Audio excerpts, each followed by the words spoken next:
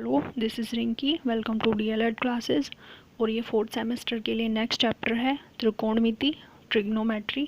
और इस वीडियो में हम ट्रिग्नोमेट्रिकल रेशियोज़ देखेंगे कुछ, और पाइथागोरस थ्योरम क्या होती है उसके बारे में पढ़ेंगे, कुछ क्वेश्चंस करेंगे। तो चलिए स्टार्ट करते हैं।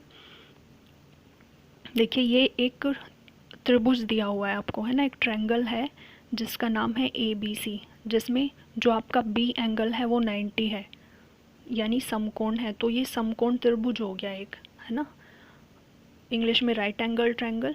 एक समकोण त्रिभुज है ये, यानी जिसका एक एंगल 90 डिग्री हो वो आपका समकोण त्रिभुज होता है। आप देखिए, जो समकोण त्रिभुज के अपोजिट साइड होती है, नहीं, उसके सामने वाली जो साइड होती है उसको कर्ण बोलते हैं, और ये फिक्स होती है हमेशा।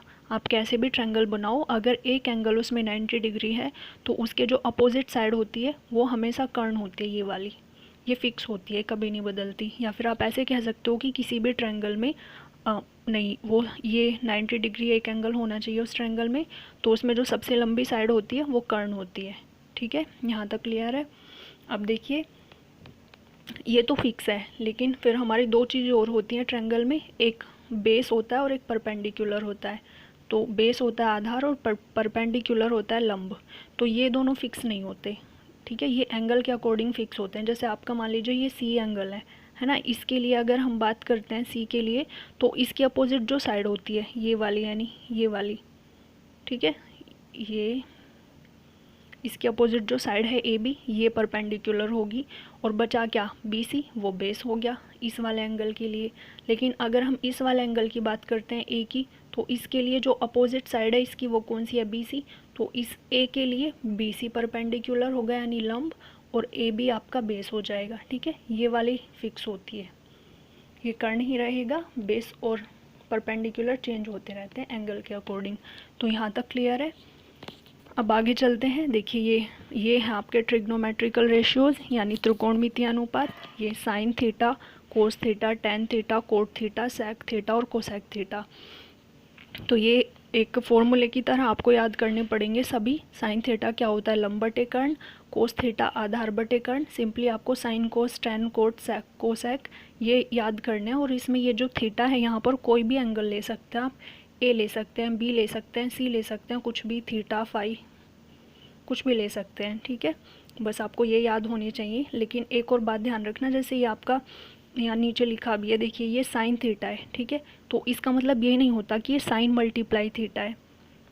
ये जो थीटा है ये एक एंगल होता है, और ये जो साइन, कोस, टेन, कोट, सेक, कोसेक, इनके साथ हमेशा एक ना एक एंगल मिलेगा आपको। कभी भी ऐसे ना तो सिंगल में साइन, कोस, टेन, कोट कुछ भी मिला हुआ मिलेगा आपको। ठीक है, गलत होता है, इसके साथ कोई ना कोई एंगल ज़रूर होता है, और ना ही ये मल्टीप्लाई में होता है, ये भी ध्यान रखना। इनको आप अलग नहीं कर सकते कभी भी, तो ये साथ में रहते हैं। ठीक है, यहाँ कन्फ्यूज़ नहीं होना है। अब इनको याद करने के लिए यहाँ पर टेन कोट का एक और फॉर्मूला होता है, इसको sine theta upon cos theta, और कोट थीटा को cos theta upon sine theta, जब क्वेश्चन में ज़रूरत पड़ती है तो ये लगाते हैं हम। और एक शॉर्ट में याद करने के लिए हिंदी में ये LAL और ये KKA, ये लाल और का के नाम से याद करते हैं इसको। तो देखिए, ये हो गया लंब बटे कर्ण, ये साइन के लिए, कोस के लिए आधार बटे कर्ण, और फिर टेन के लिए लंब बटे आधार। ठीक है, तो मेनली अगर आप ये 3 भी याद कर लोगे तो देखिए फिर जो कोट है वो इसका उल्टा है ना। देखिए यहाँ पर लंब आधार है, और फिर यहाँ पर आधार बटे लंब हो गया। फिर सेक देखिए कोस का उल्टा होता है, और कोसेक आपका साइन का उल्टा होता है। तो इन्हीं से देखिए ये वाले भी रिलेशन बन गए आपके, कि कोसेक 1/साइन का, है ना, कोसेक और साइन एक दूसरे के उल्टे होते हैं, तो कोसेक थीटा आपका 1/साइन थीटा हो जाएगा। वैसे ही साइन थीटा आपका 1/कोसेक थीटा हो जाएगा। सेक थीटा 1/कोस थीटा, तो आप इन दोनों को चेंज कर सकते हो, कोस यहाँ पर आ जाएगा, सेक यहाँ पर, तो कोस थीटा हो जाएगा 1/सेक थीटा। वैसे ये टेन कोट एक दूसरे के उल्टे होते हैं। तो यहाँ तक क्लियर है। आगे देखते हैं। ये देखिए, अब पाइथागोरस थ्योरम क्या होती है उसको देखेंगे। तो देखिए, ये आपका ट्रायंगल दिया हुआ है एक, है ना, ABC, ठीक है, इसमें B आपका 90 डिग्री एंगल है, और ये AC आपका कर्ण हो गया। तो ये थ्योरम क्या कहती है कि ये जो आपकी सबसे लंबी वाली साइड होती है ना AC, इसका स्क्वायर, ये जो आपकी दोनों बची हुई साइड है, बेस और परपेंडिकुलर, जो चेंज होती रहती है ये इनके स्क्वायर के सम के इक्वल होता है। ठीक है, ये जो लंबी वाली साइड होती है कर्ण हाइपोटेनस, इसका स्क्वायर जो आपकी दो बची हुई साइड होती है उनके स्क्वायर के सम के इक्वल होता है। हिंदी में आप ऐसे याद रख सकते हैं, कर्ण का स्क्वायर होता है लंब का स्क्वायर प्लस आधार का स्क्वायर। और देखिए अगर आप आधार निकालते हैं तो ये लंब इधर माइनस में चला जाता है, यानी कर्ण का स्क्वायर माइनस लंब का स्क्वायर।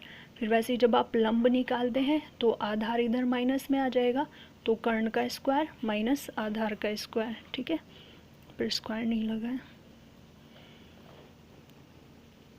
आगे देखिए, वैसे यहाँ पर ये आपका सिंपली ये लंबी वाली साइड हो गई आपकी कर्ण, है ना। ए बी और बी सी आप कुछ भी मान सकते हो अभी, क्योंकि किसी एक की बात नहीं हो रही है यहाँ पर। तो ए बी का स्क्वायर प्लस बी सी का स्क्वायर, या फिर बी सी का स्क्वायर प्लस ए बी का स्क्वायर भी लिख सकते हो आप इसको चेंज करके। अब अगर आप ए बी का स्क्वायर निकालते हो तो क्या हो जाएगा, इस बी सी को उठाकर इधर लेके जाओगे माइनस में, तो ये हो जाएगा ए सी का स्क्वायर माइनस बी सी का स्क्वायर। फिर वैसे ही जब आप बी सी का स्क्वायर निकालते हो तो ए बी को उठाकर इधर लेके जाओगे तो ये ए सी का स्क्वायर माइनस ए बी का स्क्वायर हो गया, यानी एक से ही आपके तीन फॉर्मूले बन जाते हैं। ये वैसे ये मेनली है ना, इससे भी आपने तीन बनाए, तो इन्हें अलग अलग याद करने की ज़रूरत नहीं है अगर आपने इक्वेशन पढ़ी है थोड़ी सी भी तो। आगे अब आपका क्वेश्चन है एक, देखिए कैसे क्वेश्चन आते हैं। ये है क्वेश्चन आपका एक, इसने कहा कि ए बी सी एक ट्रायंगल है। इसने ट्रायंगल बना के नहीं दिया, सिर्फ ये ऐसे लैंग्वेज में क्वेश्चन दिया है ये वाला। ए बी सी में सी 90 डिग्री है और बी सी आपका 10 है, सी ए 24 है, और कर्ण निकालना है आपको, और sign A cos A tan A sine B cos B, और टैन बी की वैल्यू भी निकालनी है साथ में।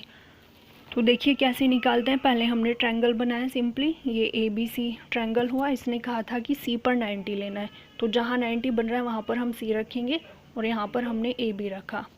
ठीक है, तो हमें कर्ण निकालना है ना, 90 के अपोजिट साइड जो होती है वो कर्ण होती है, कर्ण ही निकालना है हमें।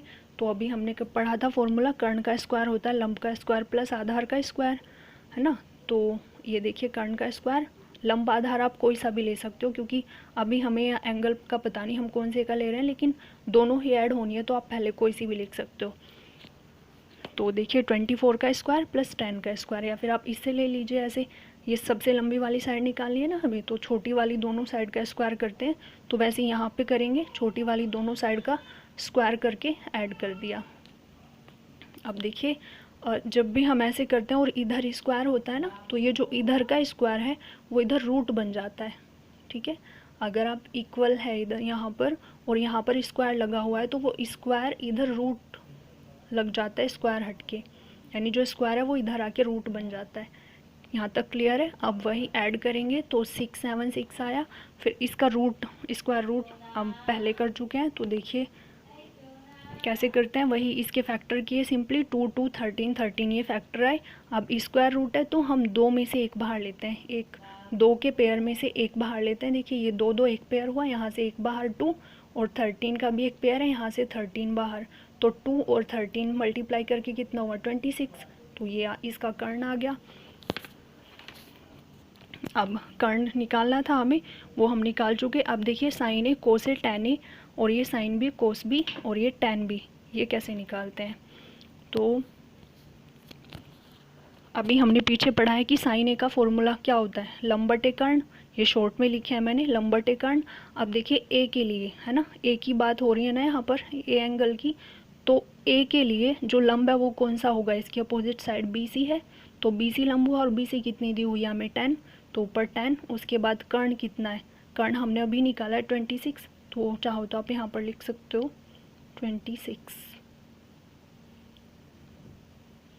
अब वैसे ही कोस से निकालते हैं, कोस होता है आपका आधार बटे कर्ण। तो देखिए ए के लिए आधार कौन सा है 24, ऊपर 24 रखा, और कर्ण कितना आया था 26, नीचे 26 रखा। फिर वैसे ही टैन ए निकालते हैं,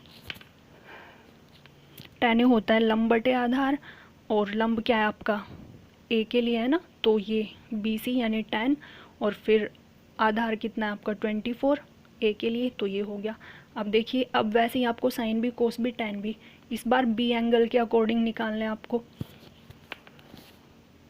तो साइन तो वही सेम लंब बटे कर्ण होता है, लेकिन बी के लिए अब जो लंब है वो चेंज हो जाएगा। तो बी के लिए लंब कौन सा होगा 24, अपोजिट साइड 24 है ना, तो ऊपर 24 और कर्ण कितना है 26 वो लिखा, और कोस भी वही आधार बटे कर्ण होता है। तो देखिए आधार क्या आपका बी के लिए ये 10 और कर्ण कितना है 26, तो नीचे 26 आ गया। अब tan भी वही, tan क्या होता है लंब बटे आधार, तो लंब कितना है, लंब है आपका बी के लिए लंब कौन सा है 24 और आधार क्या है 10। तो यहाँ तक क्लियर है। चलिए आगे चलते हैं। अब एक और क्वेश्चन है आगे, ये आपका ये है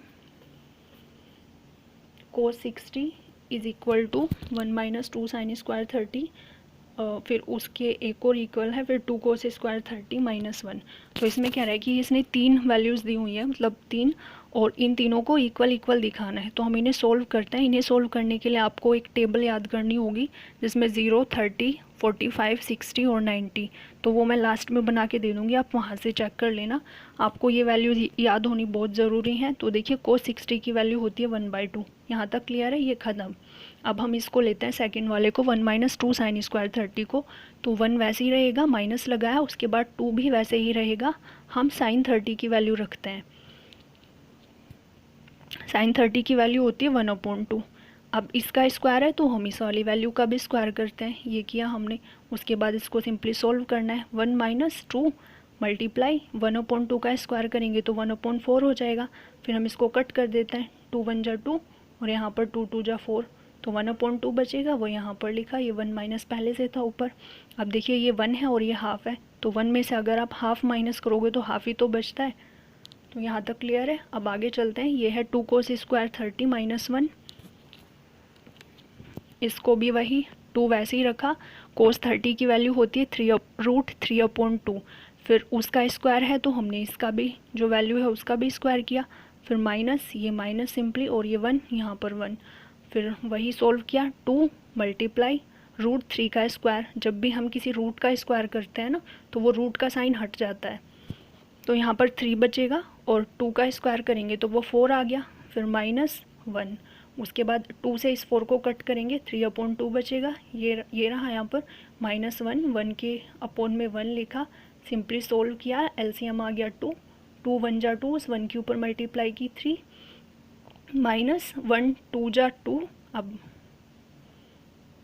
उस 2 जा की 1 में मल्टीप्लाई करोगे तो 2 आएगा, फिर 3 माइनस 2 1 और 2, या फिर आप ऐसे कर सकते हो, जो 3/2 है ये आपका 1.5 होता है, 1.5, तो 1.5 में से जब आप 1 माइनस करोगे तो हाफ ही तो बचेगा, तो ये आ गया आपका हाफ। तो देखिए ये भी हाफ, ये भी हाफ और ये भी हाफ, तो तीनों इक्वल हैं, बस यही प्रूव करना था हमें। ये क्वेश्चन कंप्लीट है। अब एक और क्वेश्चन है नेक्स्ट, उसे देख लेते हैं। कोट 30/tan 45, तो सिंपली वैल्यू रखनी है। कोट 30 की वैल्यू होती है √3 और tan 45 की वैल्यू होती है 1, और 1 से किसी को भी डिवाइड करते हैं सेम वैल्यू आती है। यहाँ तक क्लियर है। अब एक और क्वेश्चन है नीचे देखिए, ये है यदि कोस स्क्वायर थीटा आपको 1/2 दिया हुआ है तो आपको साइन स्क्वायर थीटा की वैल्यू निकालनी है। तो देखिए कैसे निकालते हैं। इसके लिए आपको एक रिलेशन याद रखना होगा कि sine square theta plus cos square theta 1 होता है, ठीक है। Sine square theta plus cos square theta 1 होता है। वैसे ही इसी के जैसे 2 रिलेशन और होते हैं, एक तो ये 1 + tan square theta is equal to sec square theta, फिर 1 + cot square theta is equal to cosec square theta. अब यहाँ से फिर हम 2 रिलेशन और निकालते हैं। देखिए एक बार साइन स्क्वायर थीटा की वैल्यू निकालेंगे तो कोस स्क्वायर थीटा इधर माइनस में आ जाता है, तो साइन स्क्वायर थीटा क्या बना 1 माइनस कोस स्क्वायर थीटा।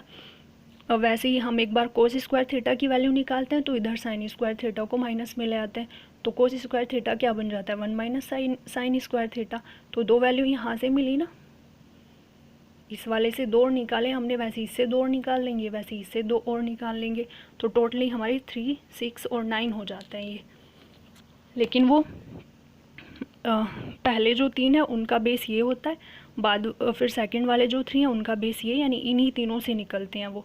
तो देखिए अब हमने वही हमें कोस स्क्वायर थीटा की वैल्यू दी हुई थी, तो हमें साइन स्क्वायर थीटा की वैल्यू निकालनी है। तो हम सिंपली देखें यहाँ से साइन स्क्वायर थीटा का अगर फॉर्मूला बनाते हैं तो वो क्या बनेगा 1 माइनस कोस स्क्वायर थीटा।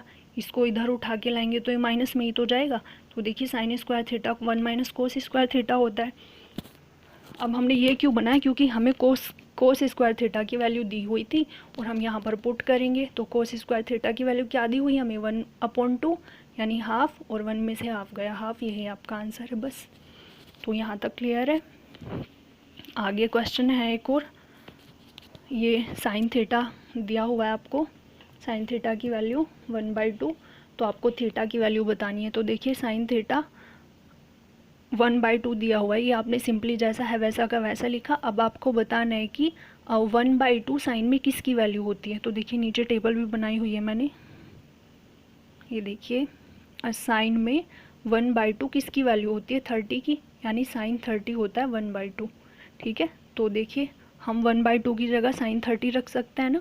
तो अब फिर कंपेयर करते हैं, तो उसमें जो सेम पार्ट होता है उसको छोड़ देते हैं और जो अलग पार्ट होता है उसको लिख लेते हैं। तो थीटा आ गया 30, साइन साइन सेम है, इसको छोड़ देते हैं और थीटा इज इक्वल टू आ गया 30। बस इस थीटा की वैल्यू पूछी आपने इसमें, तो हमने बता दिया। यहाँ तक क्लियर है, ये क्वेश्चन कंप्लीट।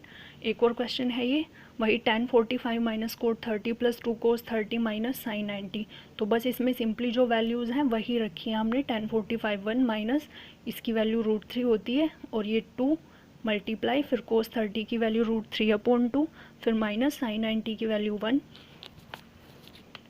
फिर देखिए अब ये 1 है और ये -1 है, तो मैंने बताया था जब भी दो वैल्यूज़ सेम हो और उनके साइन अलग अलग हो तो वो सिंपली कट हो जाती हैं आपस में।